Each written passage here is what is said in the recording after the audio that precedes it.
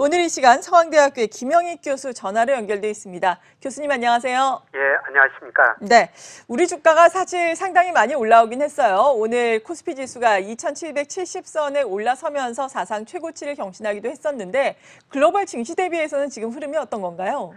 예, 우리 주가가 사실 제일 많이 오른 쪽에 속하죠. 네. 어제까지 코스피가 작년 말에 비해서 25% 올랐고요. 코스닥은 38%나 상승했습니다. 나스닥이 38% 상승했는데요. 나스닥과 코스닥이 세계에서 가장 높은 상승률을 기록하고 있습니다. 예, 그런데 보니까 MSCI 세계 평균이 한 12%, 그다음에 선진국 11%, 신흥국 13% 올랐는데요. 우리 코스피가 25% 올랐으니까 평균보다도 한 2배 이상 올랐다, 이렇게 볼 수가 있을 것 같습니다. 네, 세계 증시 평균 대비해서 2배 이상 아웃퍼폼을 했다. 그러니까 훨씬 더 많이 올랐다라는 이야기를 해주셨는데 그 근본적인 이유가 어디에 있겠습니까? 뭐 여러 가지 이유가 있습니다. 세 가지를 요약해 보면요. 네. 우선 우리 경기가 회복되고 있습니다.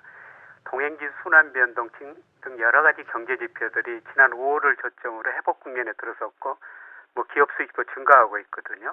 예, 그리고 11월 이후로 또 주가가 급등했었는데 또 외국인들이 한 6조 이상 샀거든요. 예, 더불어 원화 가치가 계속 상승하니까 한 차익을 누린 외국인 순매수도 있었던 것 같습니다. 예, 그 다음에 올해 들어서 계속 국내 개인들 주식 비중이 늘어나고 있는데요. 가장 중요한 것은 지금 은행 예금 금리가 0.89% 정도밖에 안 되거든요. 근데 코스피 배당 수익률이 2%가 넘으니까 차라리 주식 투자하는 게 더 낫겠다, 이런 생각이 들면서 개인 자금도 주식시장으로 많이 들어온 게 주가 상승 요인이었던 것 같습니다. 네. 그리고 주가와 지금 실물 경제에 괴리가 발생했기 때문에 지금 버블이 터질 수 있다, 이런 우려감이 나오고 있는 거잖아요. 예, 예. 여기에 근거는 어디에 있을까요? 우선 그 그림에 나오는데요. 네. 저 코스피하고 일평균 수출 금액을 상관계수를 구해보면 0.87로 굉장히 높거든요. 주가가 먼저 오르고 수출 금액도 증가하고 있습니다만은, 그런데 지금 주가 상승이 수출에 비해서 너무 빨리 오르고 있어요. 제가 과거 추이를 한번 분석해 보니까요. 지금 일평균 수출 금액하고 주가하고 11월 말 현재를 한번 비교해 보니까 주가가 한 27% 정도 앞서갑니다. 그림에서 보시는 것처럼 지금 주가는 많이 올랐는데 일평균 수출 금액도 증가하고 있기는 하지만은 좀 주가 상승을 뒤따라가지는 못하고 있습니다. 문제는 일평균 수출이 앞으로 주가 상승만큼 급증을 해야 되는데요. 세계 경제 상황을 보면은 수출이 올라가긴 올라가지만은 주가 상승을 뒷받침할 만큼 그렇게 빨리 올라갈 가능성 상당히 낮아 보입니다. 네, 그렇군요. 수출 증가가 빠르게 되어야 이러한 괴리도 어느 정도 해결이 되면서 주식시장 상승의 근거도 좀 뒷받침이 될 텐데 이러한 부분 수출이 빨리 회복이 되기를 기대를 해보겠습니다.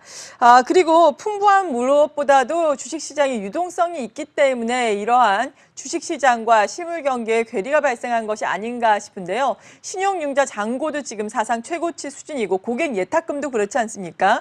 이러한 부분 좀 자세하게 짚어주실까요? 예, 유동성이 굉장히 풍부한 상황이죠. 네. 말씀하신 것처럼 고객 예탁금 많이 들었고, 그다음에 우리 단기 부동자금도 1,320조, 유동성이 풍부하기 때문에 주가 이렇다, 이렇게 올랐다, 이렇게 볼 수가 있는데요.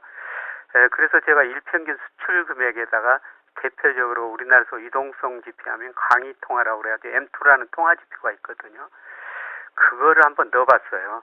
그래서 그림에 나오고 있습니다만은 11월 말 현재 그래도 한 주가가 한 15% 정도, 실물하고 유동성을 고려해도 15% 정도 앞서가고 있습니다.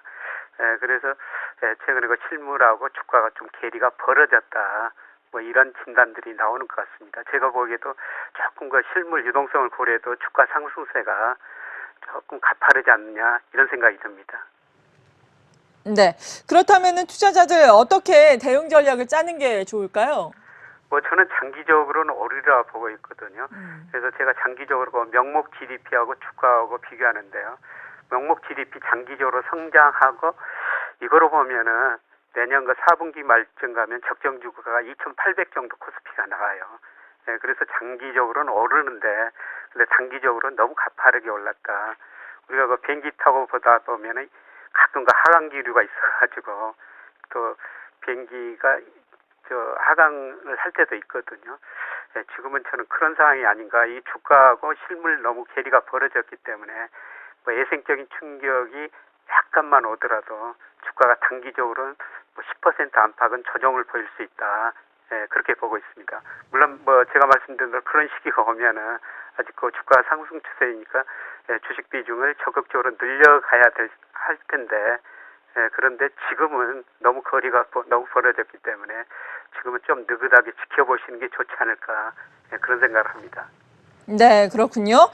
지금 언제라도 사실 조정을 받아도 이상하지 않을 만한 시기이기는 합니다. 말씀을 해주신 것처럼 주식시장과 또 실물 경제와의 괴리가 상당히 벌어져 있기 때문인데 이렇게 급작스럽게 또 조정을 받았을 때 매수를 하기 위해서는 저희와 함께 계속해서 투자 전략을 세워봐야 할 텐데 일단 주가 같은 경우에는 그렇다면 물론 이 부분은 예상하기 어렵긴 하지만 뭐 3,000선 넘어갈 것이다 이런 전망들 많이 지금 나오고 있잖아요. 여기에는 동의를 하시는 건가요? 교수님? 저도 뭐 거기에는 동의합니다. 그래서 적정 주가가 명목 GDP로 보면 한 네. 2,800 정도 내년 4분기에 된다고 말씀드렸으니까요.